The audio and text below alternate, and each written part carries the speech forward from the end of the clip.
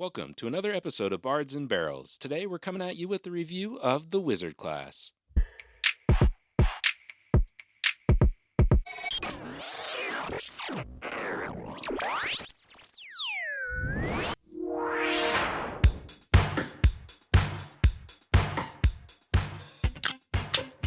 And there's the opening crack. Filling the saddle today with Brett and Ross. How are we doing tonight, fellas? Hey, we're back. Season 3 of class reviews. Ooh, it's Dang.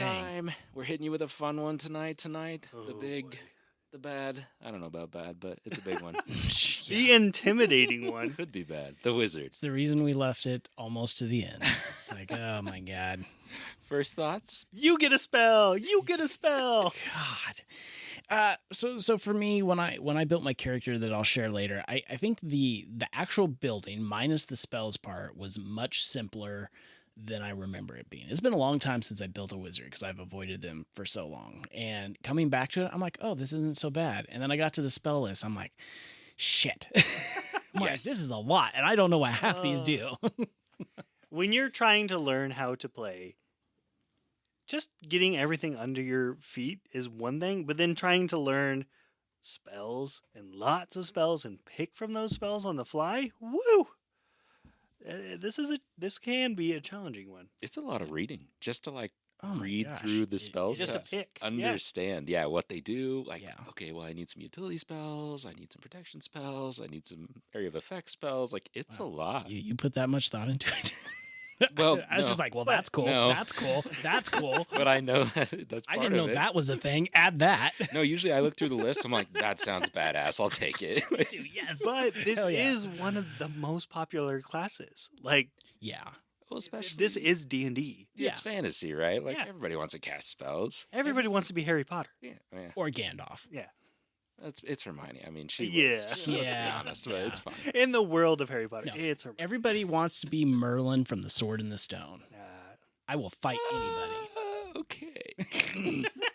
Any 90s kid wants to be. Throw Let's that go under the there. cons. No. Okay, wow.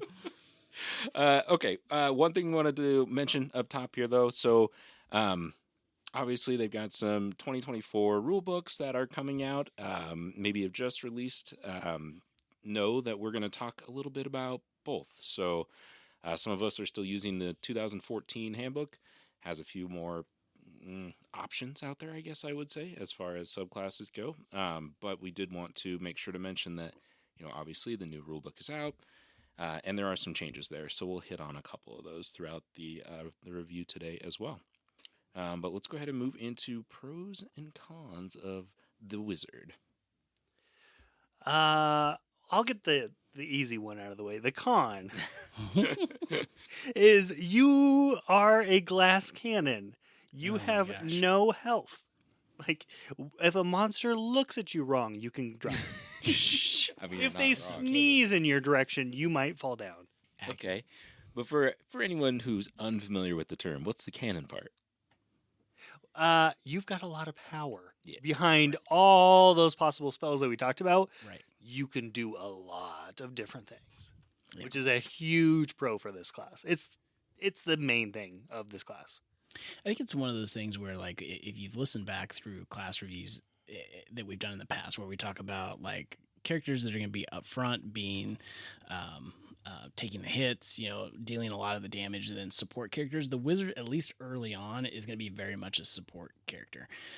Con for me, I that was actually my first con as well, was glass cannon. My character that I'm going to talk about later has 9 hit points. But it also has some cool spells that can do some damage. Has an 11 for an armor class, though. But again, the pro on this is that spell list. Okay, it's very intimidating. It takes a lot to go through and pick out your spells. But you do have ways to get around some of that glass cannon stereotype, because you'll have things like mage armor. But the kicker on those is you have to use a spell slot to use your mage armor. So you're going to lose valuable spell slots trying to protect yourself. Yeah, you have to make choices, right? I'll throw one in the pro column since it's running a little light right now for what is a great class. It's, I think, one of the only classes, if not the only one, that your saving throws, you have proficiency in intelligence and wisdom too. Yeah. So like Oh, sure. pretty good hitters. Yeah. I consider that a pro. So yeah, you're glass tanky, but glass tanky. That's a Anyway. new term. Yes, I love that. it. I do love actually it. kind of like it. Glass cannon, Glass tanky. cannon tank, whatever. It's fine. It's fine. I was thinking you shouldn't be a tank. I would say another pro for this one is that you can have multiple wizards at the table and be okay. Like Yeah. you can play these in two very, very distinct different ways and make them work very easily together. That's when I had to like variability in what you Yes. did for sure. We'll get into kind of the different subclasses and arcane traditions and stuff here in a little bit, but you could be playing completely different styles of Magic too, which totally changes how your character plays. I think Ross hit on something too that I don't know that we've done an episode on it yet. Maybe we should, but playing into what role in the party does your character have? Yes. Like, are Sure. you a backline, wand slinger in essence, and you're just going to stay out of the melee and just are you there to do damage? Are you there to buff your party? Like, what's your role? battlefield control, Yeah. like Yeah.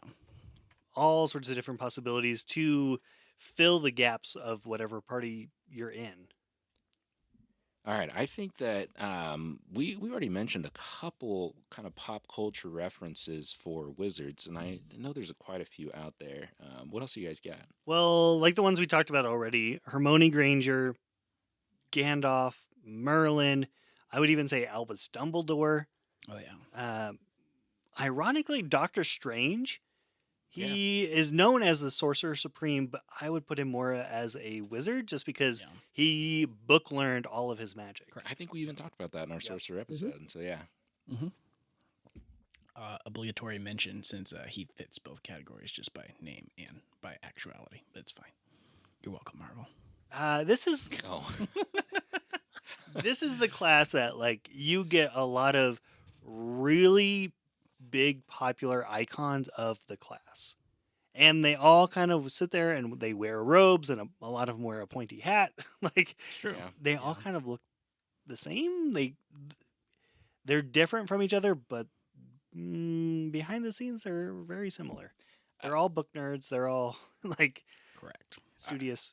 I love to kind of taking it out of the realm of fantasy, even too. If you think of like wizards just as being someone who's very learned at what they do, like I feel like some chefs almost could classify like as wizards with the things that they can Sure. do and the things that they've learned from schooling. Some scientists. Even inventors, like Yeah. I would even say Elon Musk. Like He you came can to have- mind. yeah, like he's kind of a wizard at what he does. You can like him or Sure. hate him, but a modern day one maybe. Chaotic neutral. It's fine. Very, Yeah, very. very much so. I was thinking like librarians too, or specifically The Librarian. If you guys ever saw that TV movie way back in the I've day, seen the highlights of it. yeah. but- I mean, he was kind of the same way, a very Indiana Jones-esque type character. On that note, maybe Indiana Jones. a little bit. maybe. It's like, wait, maybe. I mean, very learned character, but he's got too many But with the fighter. whip? Yeah, too many Yeah. fighter like martial characteristics Yeah. to be a wizard. But Or anyway, ranger. And he can take a ton Ranger, of yeah. beatings and still be fine. And yeah, your wizard oh yeah, would be wizard could dead. not do that. But your local librarian, maybe. Oh yeah.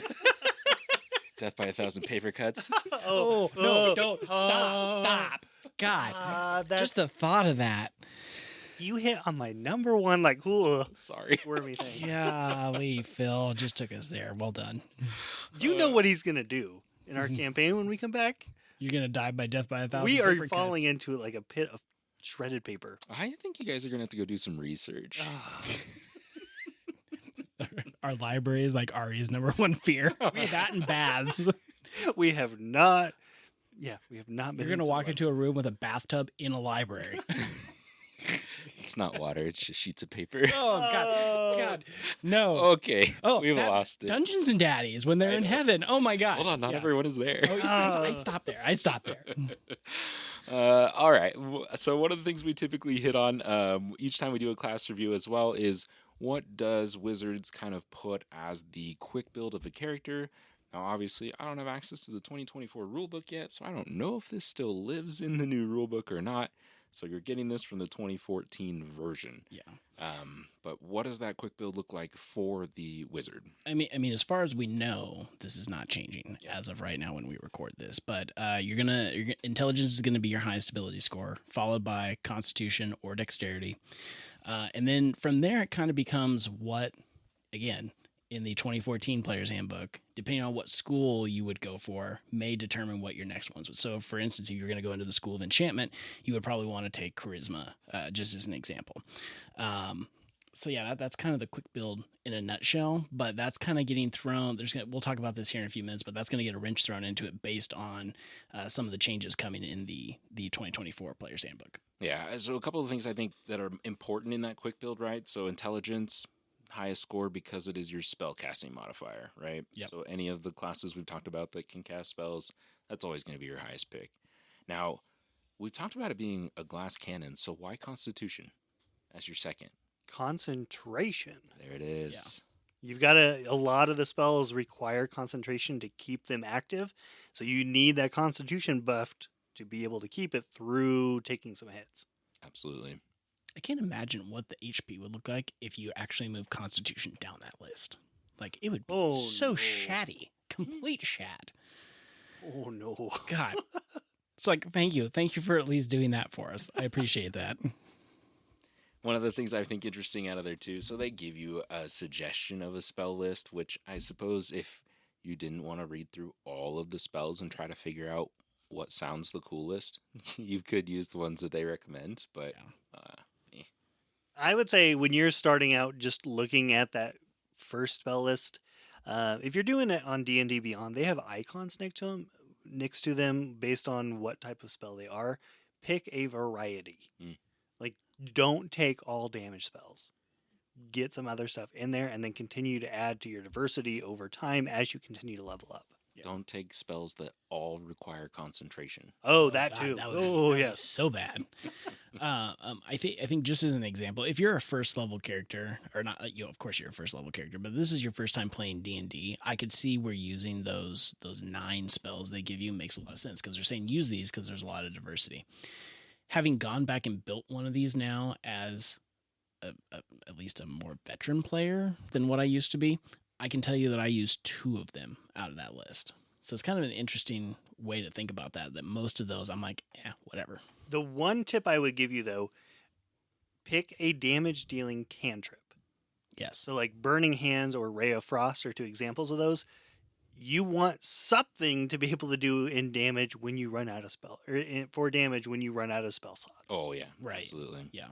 And this is a good example too of, pay attention in your session 0. If you have a cleric in the party that can cast light, you don't also have to cast light, have cast light as a cantrip.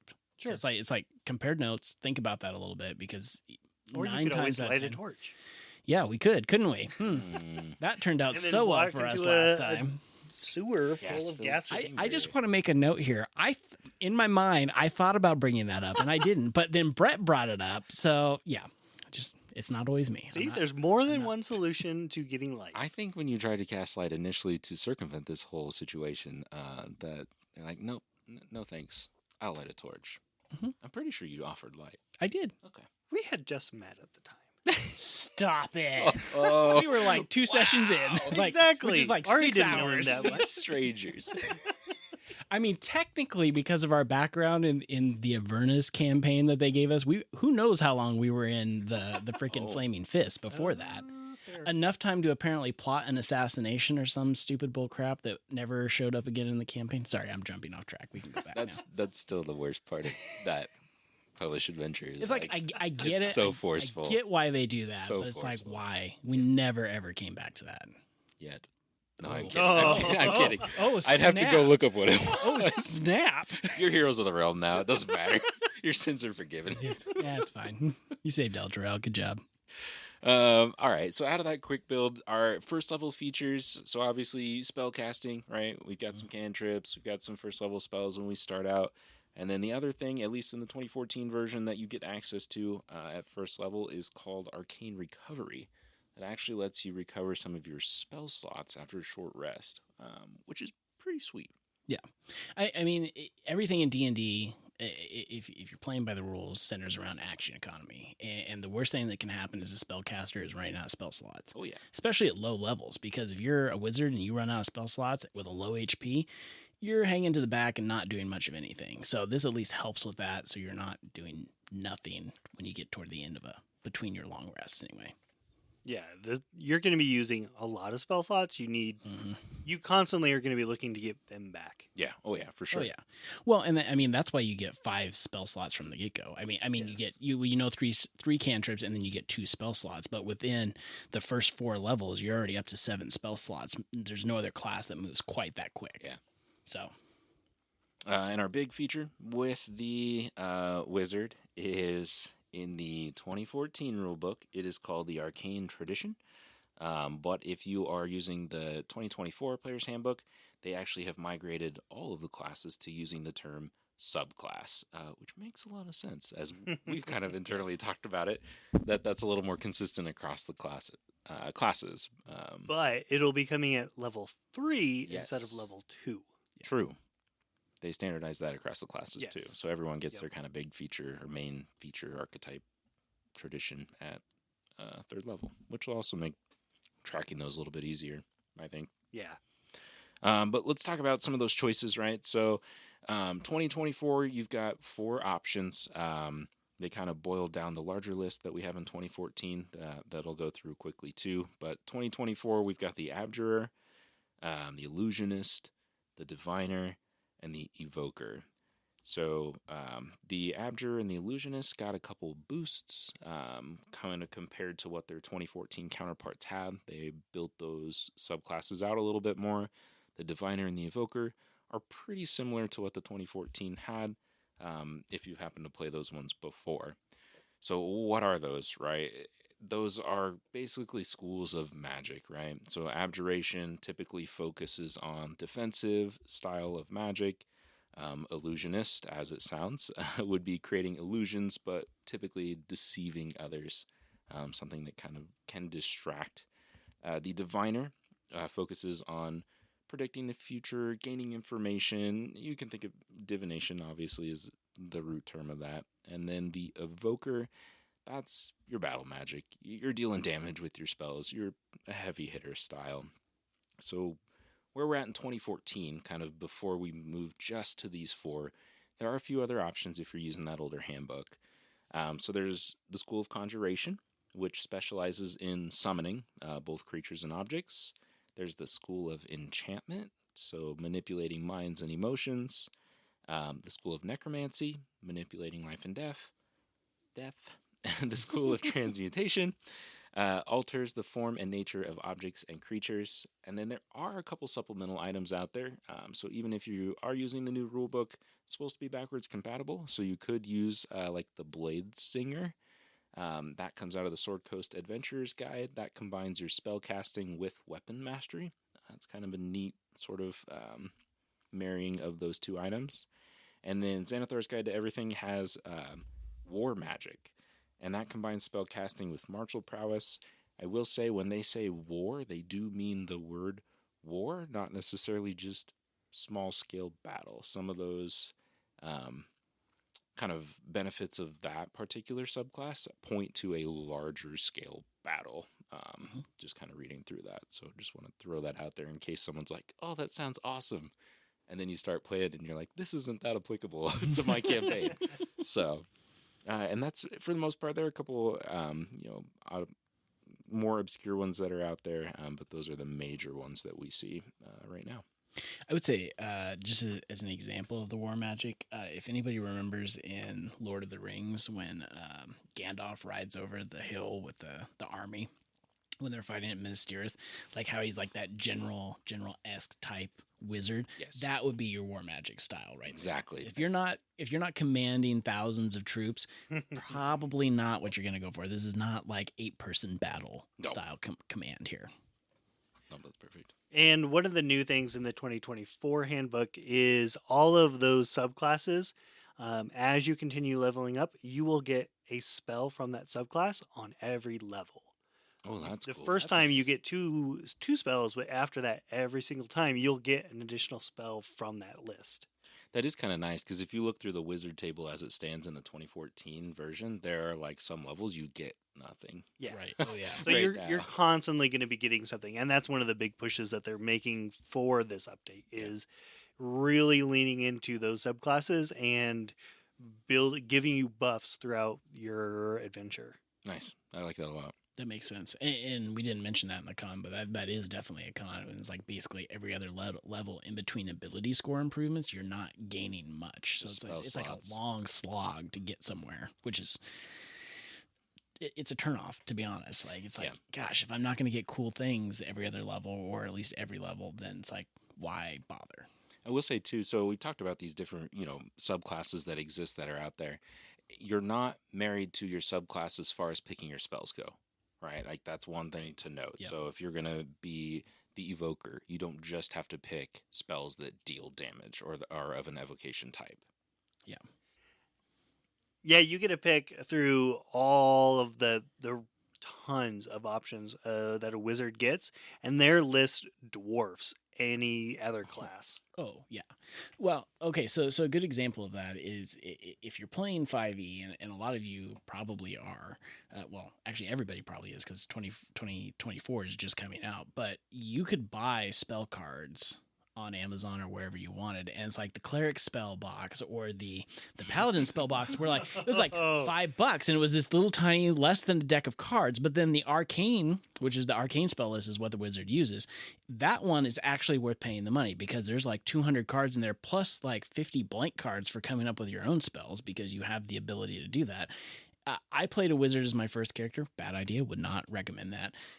But when I did that, I bought the arcane spellbook cards and a spellbook to try to keep track of that. It also, because one of the wizard's features is his or her spells are all in a book, like you are actually maintaining that book. So I bought a little spellbook to keep my spells in and then swap them in and out on rest as needed just to keep track of that because it's so hard to keep track of.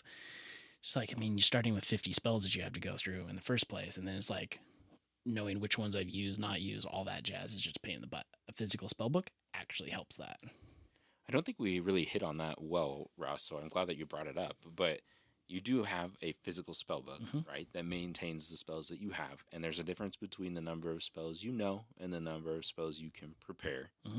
And you can only swap out your prepared spells on a long rest unless you get some sort of like a subclass feature later on, I believe. Yep. Did I miss any components of that? I don't think so. I think Brett, when we were talking before we started recording this, mentioned that there was a change coming in 2024 where you can swap out spells at a more regular pace. Yes. So you, with the 2024 rules, you can change out one of your cantrips every long rest completely. But you can also memorize a spell starting from level 5. So that means that you can choose a spell from your prepared spell list and then swap it out with another one from your spell book every time you take a short rest. Got it. So you couldn't switch up like as many maybe as you can on a long rest because there's like a calculation for that, but you could at least swap out one. Yes. Correct. Yeah. Oh, that's handy. Yeah. Yep.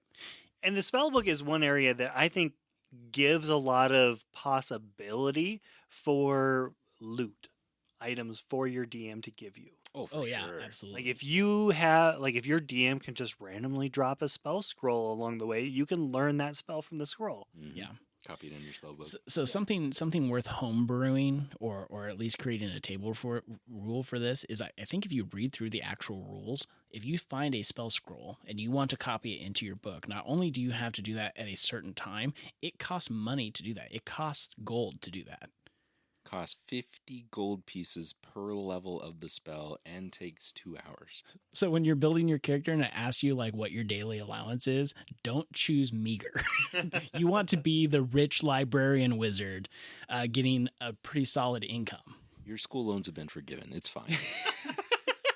But that idea does lend a lot to options for you to be able to do something during downtime. Yes. Yeah. Oh yeah, absolutely. That is like your gimme option that you're probably going to be taking most of the time if your DM is running downtime, where you get to pick what you do during this like traversal period. Right. And don't underestimate like the role playing part of your spell book. Like the description in the player's handbook, and I don't know if this is going to be in the new player's handbook, but it goes as far as like really describe what your spell book looks like and have a backstory for just your spell book. How did you get it? What's it been through? Why does it have a tattered cover? And that's how important it is to the character creation, is they want you to describe the book you're carrying. Or are you meticulously handwriting Correct. perfect notes in it, and it is like a pristine item for you to carry? Right. What fits your character? I think a good example of what I think about when I think of this spell book is, have you guys seen Indiana Jones and the Last Crusade? Yes. Yeah. The father's book, the Grail book, like how he has this little journal with yeah. like paper shoved into it with all these little notes scribbled into it. That's a wizard's spell book in a nutshell. That fits. 100%, right? And then another wizard picks it up and is trying to read from the other wizard's notes.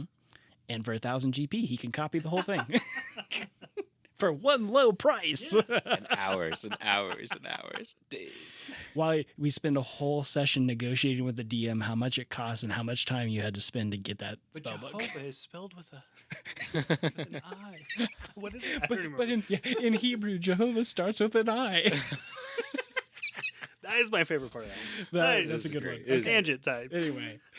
All right. Let's know. We talked about what a wizard looks like. Let's talk about some wizards that we built. So we each created a level 1 character in D&D Beyond using the wizard class. Who wants to start us off tonight? I'll go first. I created Agnes Stonekin, and Agnes, I should say, is a harken back to my original wizard. His name was Agnes as well. But Agnes Stonekin is a male hill dwarf wizard, so he's a short little guy, but still wears the long wizard robe. Long for him, anyway. It's like a train. Yes, exactly, yes. I had some incredible rolls for this guy. I think I rolled 3 15s that helped a lot because I could just put those 15s right in the top 3. So, of course, I led with intelligence, constitution, and then where did I put the other one? Not charisma. Wisdom. Yep. So I have a +3 in intelligence, a +2 in constitution, and a +2 in wisdom. I did not have to dump that far for strength. I only have a +0 for strength, which is amazing, considering that could have been way worse. And an armor class of 11, which seems pretty good for this guy. Backstory, I took the sage background. I did very much what the book wanted you to in this one. But back to that con, I became very overwhelmed immediately opening up that 50 possible spells that you can choose from. Like, immediately, I was like, even though I know some of them now, I'm like, what the hell is that? I've never seen that spell. And you're only looking through cantrips and level 1. Yeah, no kidding. That's like, Jesus. So I ended up going with... So back to your point about like choosing like a balance. Well, the 3 cantrips I took were Acid Splash, Firebolt, and Mage Hand. This is a damage dealing. Damn right. He is an angry little dwarf. Love it. And then the 2 spells that I was able to attack, I was able to take. He can attack. Here we go. He's ready to go. Exactly. Magic missile, and then he took mage armor to cover his butt, essentially. Because wizards are not proficient in any type of He's armor. saying, F the party. I'm going to own this. Is mage armor a bonus action at least? Let me see.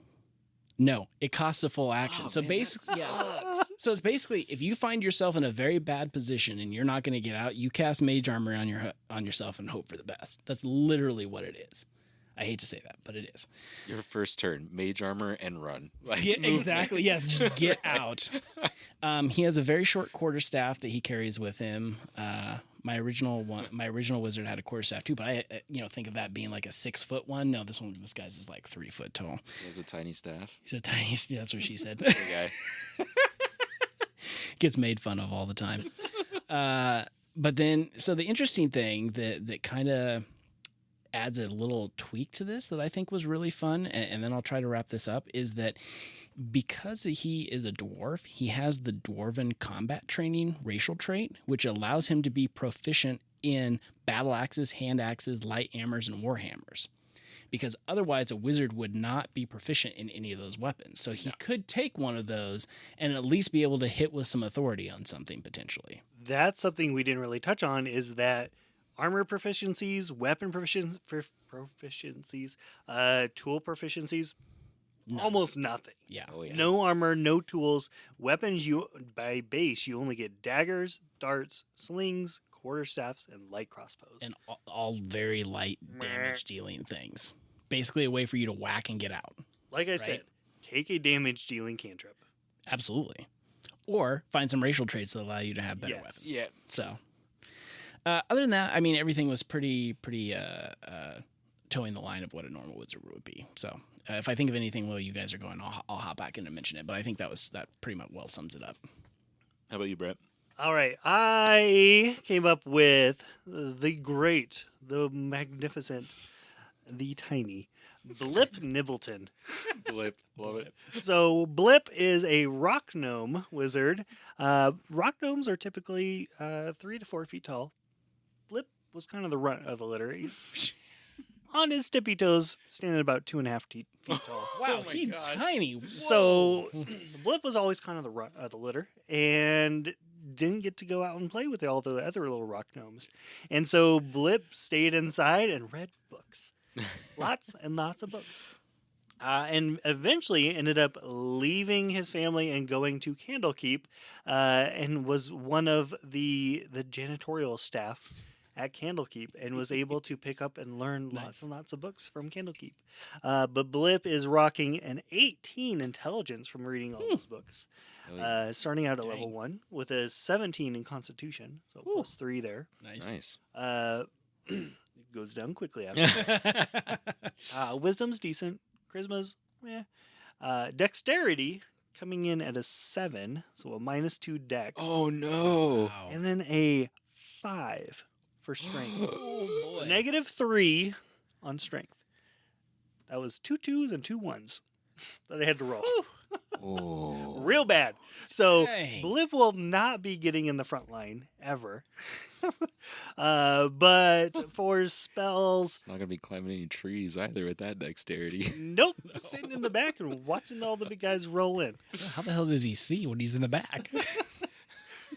I You have can see between their legs. Hey, It's where the hell are you guys at?